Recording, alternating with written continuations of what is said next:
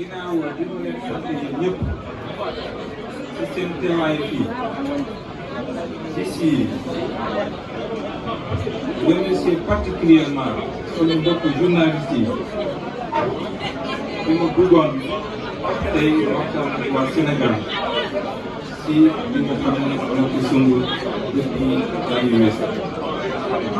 dëgg dëgg nag balaa may dugg si waxtaan bi ginnaaw bu ma leen sant yéen ci seen teewaay ñu jiital si cant bi son excellence Macky Sall président de la République.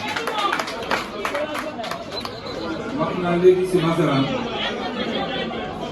yàlla dimbale na ma suñu relation mat na ñaari fukki at ak juróom. relation bi nga xam ne yokkute rek laa si gis considération laa si gis relation bi nga xam ne ni ko waxee si nasaraan def ko nekk exceptionnel.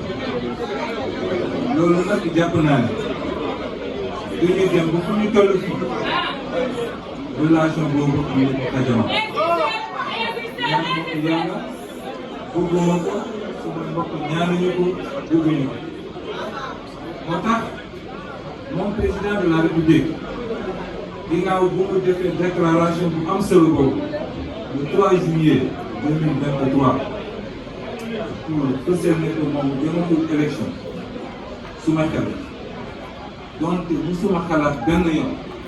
que dina xalaat dem élection si ak ren bi parce que lépp lu ma xalaatoon man li ma jàpp moo di ko président bi loolu la ba tax ne musuma xalaat projeté wu si kanamu président de la République. waaye bu mu dogalee loolu moom président bu fësal kàddu boobu ñun ak suma équipe ak ay militants et sympathisants yu gën a bari si alliance pour la République yaakaar ak ñu nekk si diaspora ak yeneen Sénégal yi nga xam ne mosuñu def politique ñëw wut si ma ñu waxtaan ngir sumb benn projet bi nga xam ne dañu bëggoon jàllale Sénégal yi. loolu moo indi woon ñu xalaat nekk candidat pour élection présidentielle bii. malgré liggéey bi nga xam ne def nañu ko liggéey bu am solo la ko dëgg yàlla si ñaari weer yu ñu passé ginnaaw bu président fësale tànneefam pour am ku jiite coalition Benno Bokk Yaakaar mu woo ma ñaari yoon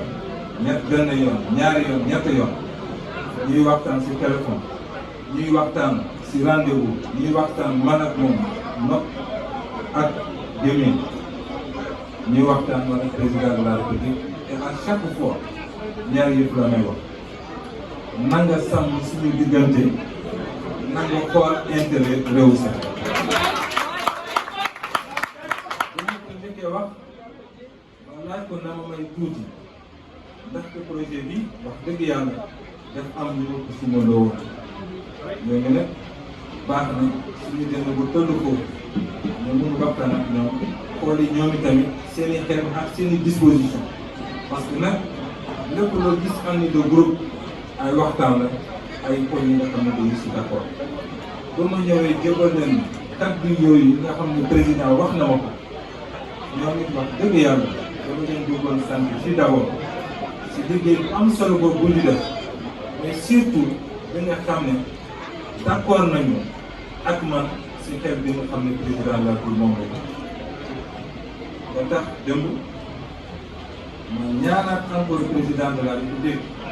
ma gisee ak moom mu nangu ñu toog mu fësal ko ne alhamdulilah rabbil alamin mel na ne képp ki nga xam ne àndoon ak man si projet boobu bu ma ne rappelé léegi d'accord na ànd ak ñun tamit pour ñun ñëpp ñu lëkkaloo suñu doole maanaam ngir xeex victoire pour coalition Benno Bokk Yaakaar. loolu mbokk yi moo doon kaddu yi ñu xam ne rek lépp lu nga xam ne ñun sumboon nañu ko